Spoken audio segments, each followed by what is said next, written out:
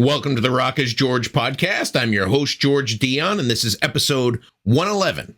Thank you for tuning in. Be sure to hit the subscribe or follow button, and be sure to check us out at theloudest.com on the planet, knac.com. My guest for this episode is vocalist ROB LAMOTHE. You may be familiar with his work with Vivian Campbell in Riverdogs. Their self-titled debut album in 1990 is a cult classic masterpiece. Riverdogs went beyond the 1990s, releasing a few albums over the years. Their last release was 2017's California. ROB LAMOTHE is back with a new project, Cross Country Driver. Joining him is James Harper of Fighting Friday and Rob's son, Xander LaMoth, on drums. Their debut album, The New Truth, is out on March 17th through Frontiers Music. And here's ROB LAMOTHE of Cross Country Driver to tell you more about it. If I knew absolutely nothing about Cross Country Driver, how would you describe the band's music to me? I would say Cross Country Driver is kind of a throwback to the 70s music that was, unguided, that was just on its own. Sure. That was our starting point anyway. Well, the end point is your latest album, The New Truth, comes out March 17th on Frontiers Music. Yeah. The first question I usually have is the album's title. There's no songs named The New Truth, so why did that become the album's title? Wow, that's a good question. You start out good. These songs are personal. They're like family stories and family history. And, sometimes names change to protect the innocent or guilty. There's some of them are kind of family legends. So, it's just as I've gotten older and, I've learned more about my amazing, wild, weird family, So, yeah, I guess some of it for me is, I've learned the truth about some things that I really was curious about in my younger days. But it's also because there's so much misinformation.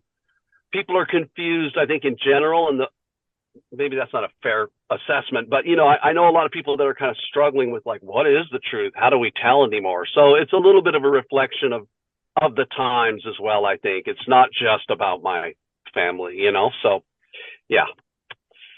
This album's been a long time coming for you. It's been 2.5 years in the making. Was that mainly pandemic and lockdown related, or was it just kind of a slow labor of love? You know what? It was actually a little bit of both, actually. I think the album benefited because it took 2.5 years. And some of that, was, hey, we weren't traveling.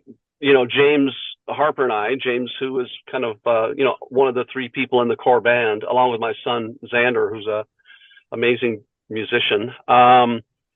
And so, we weren't flying to meet each other. Hey, let's get together and write. We started out that way before the pandemic kind of rolled out. I was actually going to go write with Vivian Campbell from the Riverdogs and Def Leppard, but we were going to go do some stuff. I thought, I'll go see James. We had a bit of a trip plan, and then everything was changing with travel and all that. So that didn't happen in that way. But I think the album benefited, for sure. It benefited from that amount of time, actually. Yeah.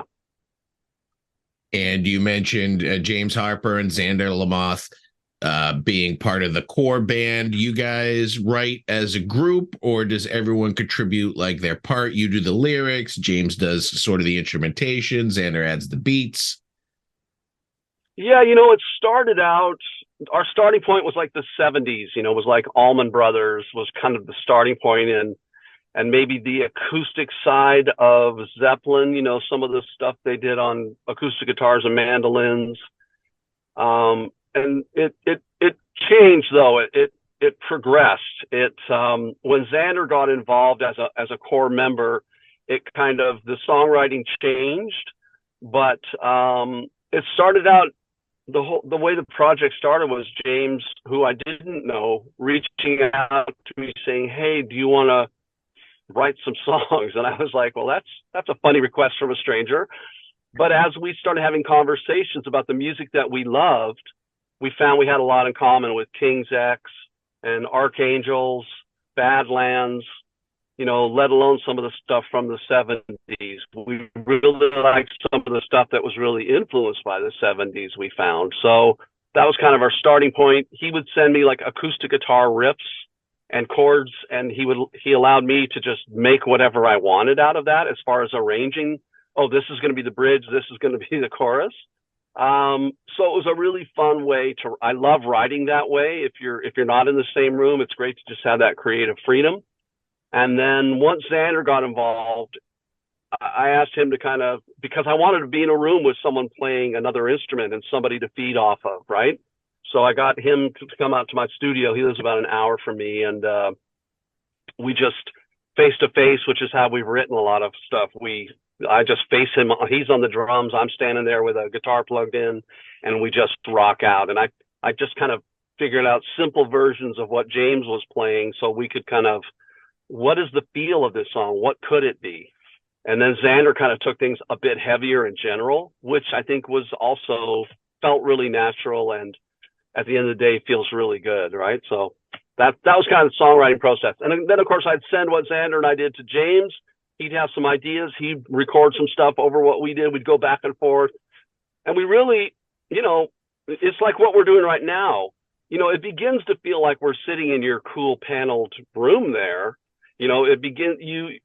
That remote communication that we do nowadays is, we have tools to make it even feel more like we're just sitting across from a table or something, right? So that was helpful as well, that the technology's gotten so good for collaborating when you're not in the same space. Absolutely. You have a couple songs out right now ahead of the album's release. Let's talk a little bit about them, if you don't mind. Let's talk a little bit about them with no direction. What kind of what inspired the lyrics on A Man with No Direction? Well, it's kind of, in a way, I suppose it's the meaning is right there in the song, I suppose, right? Like a lot of times I'll have a title that is a little bit vague or leaves it up to the listener to figure out. With that one, it's literally just a dude that's lost.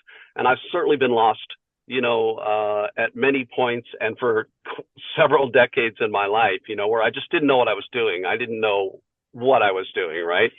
And, just following the music always.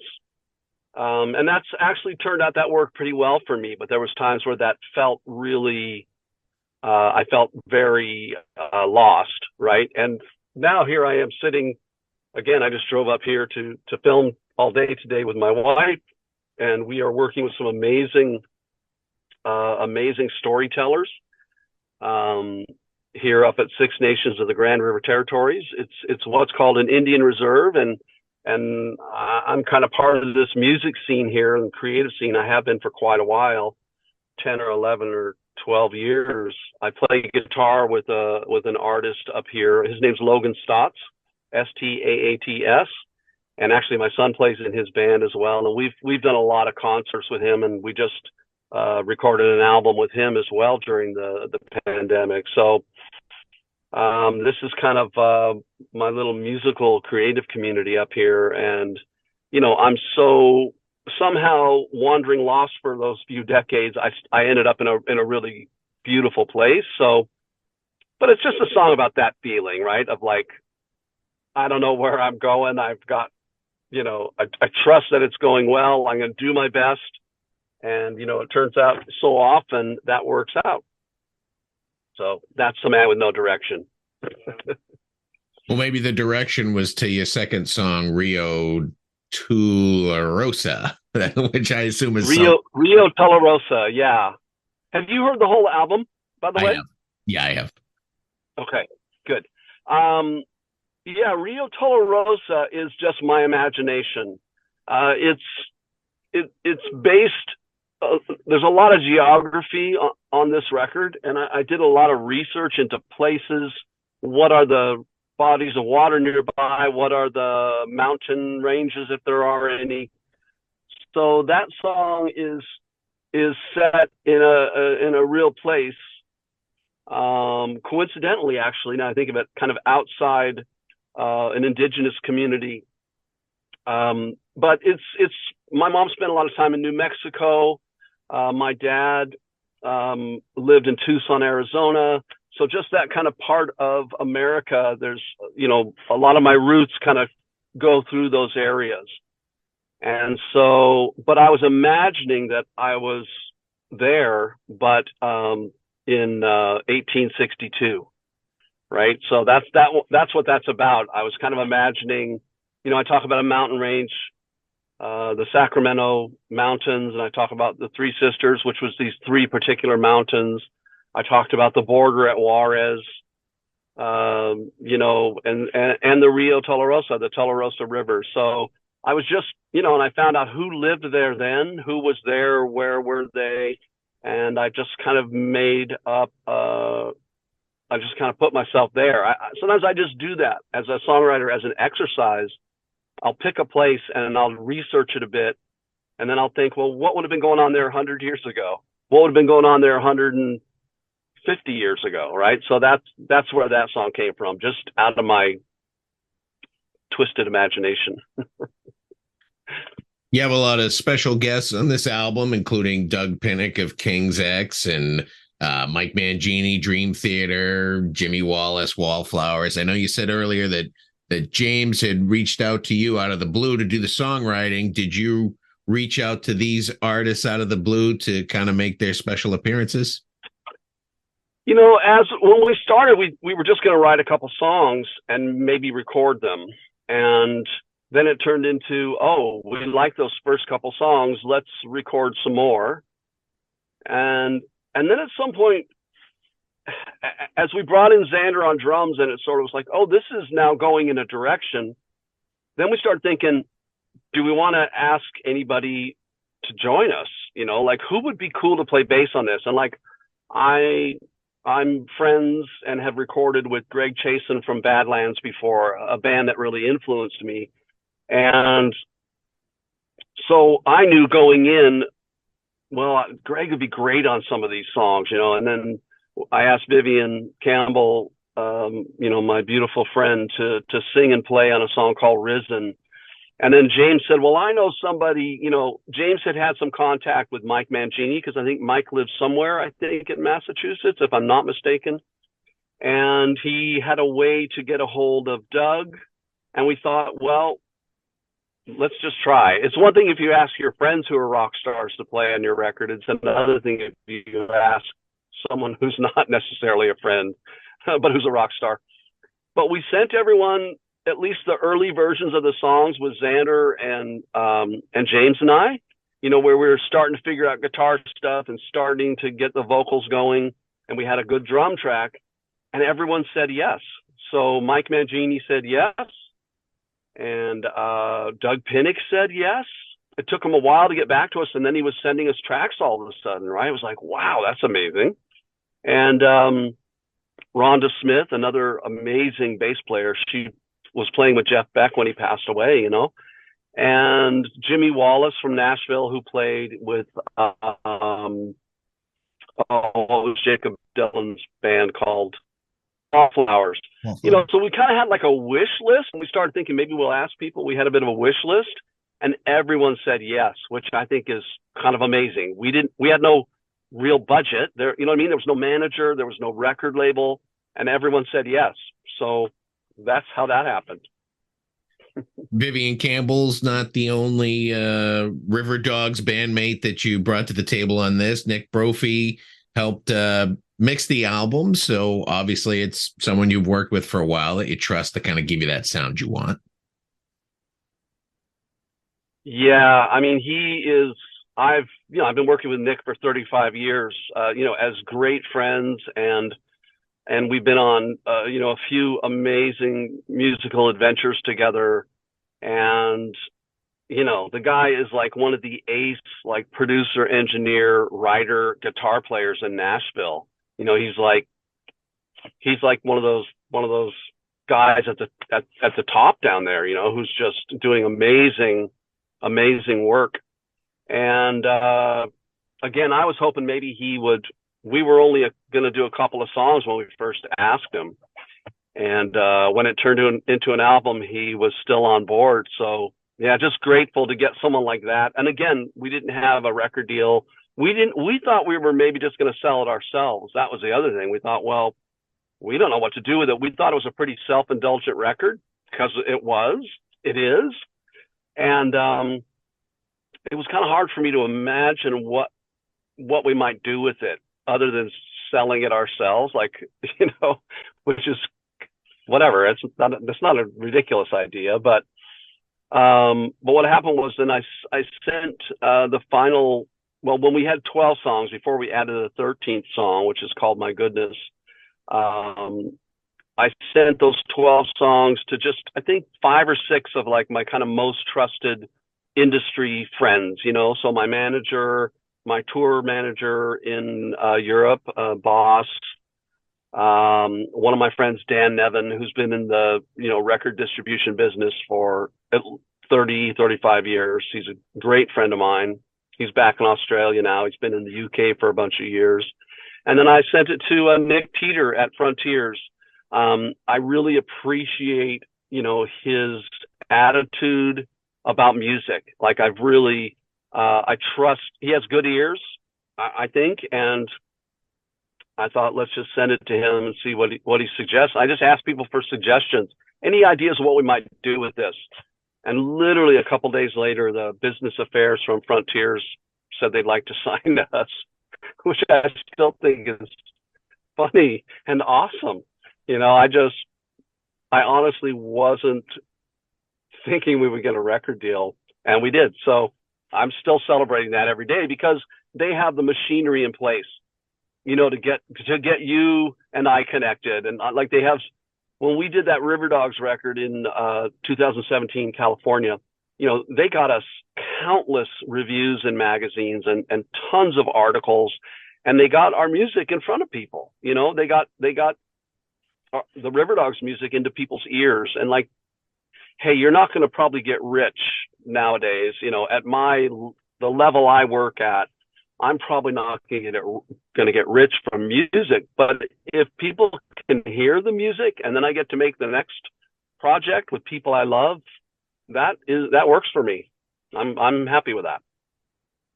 Are you going to be able to take this project out on the road and perform the songs live? Well, I think the scenario for that would be probably, because I'm going to be playing a lot of shows, a lot of festivals with Logan Staats, the artist that I mentioned earlier. We'll be playing a lot of festivals this summer and into fall. But if Frontiers have something, and it would probably be in Europe, like if they do one of their present a show or present a festival, and we could book a couple of shows around that, then I think we would go out and take it out live. I can't see us, frankly, doing it in America.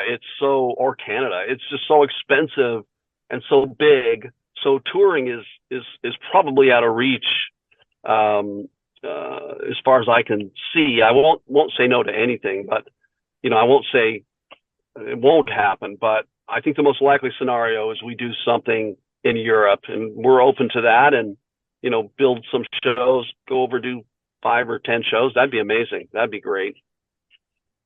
Now, you mentioned Logan Staats. He's got a new album coming up a week after yours, Light in the Attic. You produced that album, right? Yeah, I co-produced that with Logan. 90% of it was recorded at my home studio. And yeah, I play guitar on it, and I sing harmonies. And his sister Layla, I'm at her house right now, actually. That's it in the background there. But his sister Layla sings in the band, so it's she and I, doing all kinds of harmonies, and Logan singing lead. And he has one of the most beautiful voices I've ever heard. He has a gorgeous voice. His second single is out right now. It's called Holy Man, and yeah, he has such a beautiful voice. So Thanks for asking about that. He does have a good voice, blues based. Certainly, the new single, I just listened to it before the interview. Good stuff. A little different than what you're doing. Oh, great. A little different than what you're doing with Cross Country Driver, of course. Yes, his stuff is more kind of singer songwriter, as opposed to like a rock band thing. But live, he likes to rock out. So we do. And the last song on his record, the 11th song, is called 6 Miles, and it really rocks. We just rock the hell out of it. So, if he's in the mood, we do a full on rock set. But a lot of times he just wants to be quiet and introspective, and we are totally down with that. You mentioned the last Riverdogs album, California, coming out in 2017. Are there any plans for more Riverdogs material in the future? I feel like we hit a home run on that last record, California, back in 2017. We had a goal with that record, and we really accomplished it. And the four of us, sat in a room and wrote the songs together. Two of the songs, American Dream and The Revolution Starts Tonight, Xander and I had basically written those before I took them to the band, just because I thought we better have a couple songs to start. But then we just wrote effortlessly. We wrote 6 songs in 1 week in LA, and then we wrote another 6 songs in another week in LA. And when you can nail everything you were trying to do with a project, I kind of feel like maybe we should just leave it. Everyone was like fully focused, fully attentive. We wrote in a new way, which was the four of us together, and it went seamlessly, beautifully. And I kind of want to go it on top in a way, which is kind of funny. But we were at the height of our songwriting and recording powers, I think, for that album. And I'd like to just leave that as it is. Now, having said that, again, if there was some cool opportunity that came up that made sense, Vivian's in Def Leppard. I mean, they're doing a huge tour, another one of those huge stadium tours, I think, Motley Crue. And Andy's in a band called Last in Line, as you may know. And so, I don't know, it's hard to get the four of us in one place at one time, right? So, and you can't replace Vivian Campbell. It makes a perfect bookend to your debut album, the self-titled Riverdogs album, which seems to still have a cult following today. So I think you're right. California does kind of complement that full circle and complete everything. I feel exactly that way. I mean, you're very astute. That's very much how it feels to me. And I kind of feel like, why mess with that? I could see doing some things, but not writing and recording another album. I feel like we'd be taking a risk of not nailing it, because everything has to really come together to do something, to accomplish something at the end where you go, that's exactly what we were trying to do. So yeah, thank you. It is that full circle thing. We already completed the circle. Let's go. Let's move on, or let's just enjoy that. You, in addition to being in bands like Riverdogs and Cross Country Driver, you've also had a prolific solo output. I couldn't find any of your albums streaming, but I saw that you've had a number of albums. Do you plan to kind of get all of it back out there again at some point? Actually, yes. That's that's a great question. Wow, I appreciate that. I have stuff on Bandcamp, and that's where, every couple of days somebody buys a song or buys one of the albums, just to download. But I'm not selling physical copies. But my friend Dan Nevin, he used to be with a company called Shock Export in Australia years ago. And like I said, I've worked with him for 35 years on just about everything I've done. And he has started up a label, and I think it's called Border Town Records. I hope I'm saying that right. I should know that. But anyway, he's offered me, he's presented an agreement to me to look at, and we've decided, so we're going to re-release all my solo stuff. But we thought we'd give this a bit of a chance. Of cross country driver, rather than trying to like release it at the same time and kind of capitalize on the timing. We'll come out with that probably.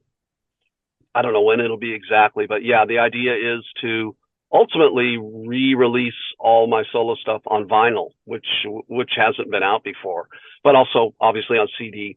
We'll probably make it available for downloads in a less kitchen table kind of way, because that's how I sell or give away my music or provide it for streaming now, is just like I said on Bandcamp, super low key. I don't advertise it, but twice a year probably. I'm not a great marketing person, but he wants to get all my solo albums re-released and get them in.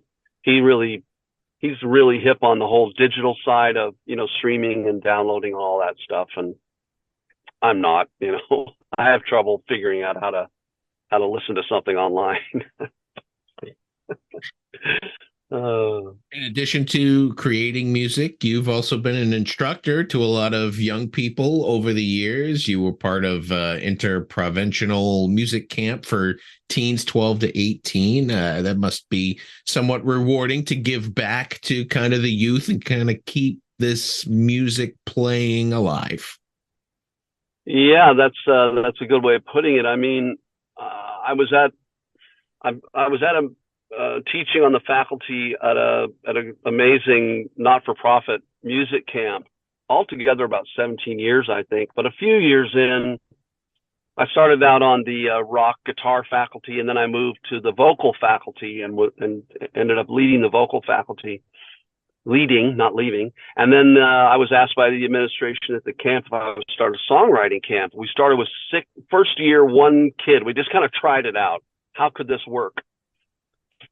Because I had never worked with like teenagers at a songwriting camp, I didn't even have the clue how to approach that. And then the next year we had 6 young people, and I just learned. I learned by doing, and I figured out what worked and what didn't work. I have quite a bit of training in as a crisis worker. That's something I kind of did on the side at one point in my life for 5 years. Amazing experience. I did that from 2010 to 2015, but I learned a lot doing that kind of work. And it really applied to working with young people in a creative setting, because it was about creating a safe place for them, non-judgmental, where they felt creatively free, right? It wasn't that's what I was aiming to do. And they helped me do it every year. We created the songwriting camp every year. We did it together, which was incredible. But when you give, we started out like 15 to 18-year-olds. Then it was like, what about a 12-year-old? Would you have a 12-year-old in your camp? And I was like, that seems awfully young. And actually I realized if you were looking on my website, it actually said we got to 8-year-olds. And they were fantastic. It was like 8-year-olds from that go to like music theater camp and stuff like that. And they were so good at songwriting camp. So some kids were basically pros. Some of these teens were like pros, and some had never played an instrument. And we just welcomed them. And it was amazing. And some of them are on tour right now, like doing tours in Japan and in the UK. Some of them have grown up and gotten major label record deals, and I've been following their journeys because of social media. We stay in touch. They ask me to come play at their university or whatever it is, right? Ask me to come do a workshop so yeah, that's a huge part of my life, was that experience of working with young people. I never would have imagined that's something I would have done. And it's incredibly inspiring, and several of the songs on that Riverdogs California record started as creative exercises at songwriting camp when the kids and I were creating the camp for that summer. So yeah, it wasn't just about me giving back. I got so much from those kids, and I still do. They still inspire me. We keep in touch, and not only do they do, some of them have amazing music careers, but, and millions of plays or whatever, but also some of them are, starting really wonderful businesses and just having amazing lives. It's incredible to see. And every day I look on Facebook or Instagram and like, oh, that's what, Mimi's doing. She is playing some huge festivals this summer with major like Canadian music stars, and I'm like, yeah, well, that's just one of the many amazing, of the hundreds of kids that went through my songwriting camp, because we had 40 or 50 every summer. So yeah, just an incredible part of my life. I'm so grateful for that. And when someone asked me if I would go teach at a music camp, I was like, what? Music camp? Like, I thought it sounded ridiculous. And it was incredible. You mentioned a couple times that indigenous culture inspired some of your lyrics throughout the current album. I noticed that you're involved in indigenous culture causes, and you've been involved in protests and organizations. And I saw that you were arrested for playing guitar at one of them. Yeah, that wasn't far from where I am now. Actually, I could get in trouble. Yeah, I mean, playing literally at a unity jam, a unity jam, and yeah, I ended up getting arrested afterwards. And at one point I was able to get my, it took 9 months going through court, virtual court appearances. But, at some point I got to see the evidence against me. It was like 260 pages, and most of it really had nothing to do with me. But then the evidence was like literally me carrying a guitar and an amp and putting it up on this homemade plywood stage on a field that had been plowed over to build 280 houses or something, on this land that is not, that is, it shouldn't have been. It shouldn't have been made available to developers. It's disputed land, and there's still. I was just at court a couple of weeks ago for another supporting another friend that is an activist, and yeah, there's a lot of stolen land here, right? So, and people are trying to prevent more of it being taken away from this community. So yeah, I'm at that age now where, I want to stand up for my beliefs.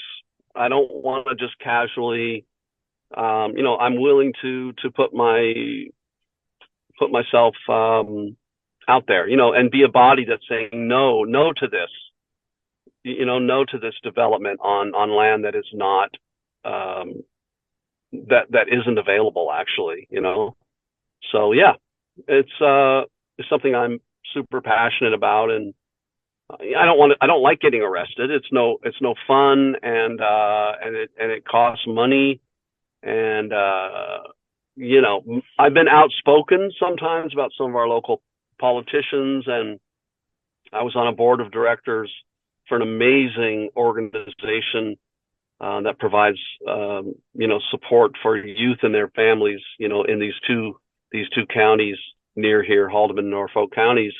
And I made some I made some posts about the then mayor and some of the really gross stuff he was saying in newspaper interviews. And then I was asked to resign from that board because it was seen as controversial, and I could understand it, because some of the funding for that wonderful organization does come through the local government, so it could be seen as a problem. But I'm willing to stand up even if it's a problem. That's the thing. I'm willing to do that. You got to stand for something, or you stand for nothing, right? It's really true. And people, yeah, I believe in, I believe in putting your feet on the line, and standing ground. And I'll just keep on doing that as I get to be an old man. It's better to go out there and do something for something you believe in than to just hashtag it or hold up a sign, because those don't make action. Action makes action. Yeah, no, that's a really good point. And I understand why some people, maybe they, for whatever reason, all they can do is hold up a sign, maybe on Facebook or something, or a hashtag. I get that. And who knows what they're doing behind the scenes. I don't know, because I do a lot of stuff behind the scenes, right, that I don't talk about. But yeah, I mean, I think it all helps. Raising awareness does help. And and my daughter's 26, and I know that she and her friends, they learn a lot on like TikTok, something that I can't make heads or tails of, but they learn about stuff that's important to them, right? These are like university students or people that are just out of university. They've, their minds are wide open, and they're ready to like learn, and they understand stuff doesn't work the way that I was raised. This is how this works. These people are looking out for you, and then I learned at some point, oh, well, no, they're not looking out. They're not looking out for me.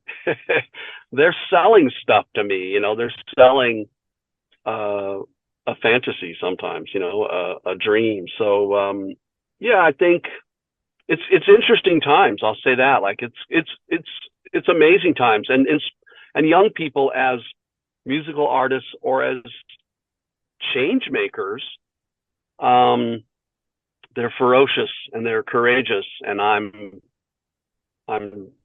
happy to support them.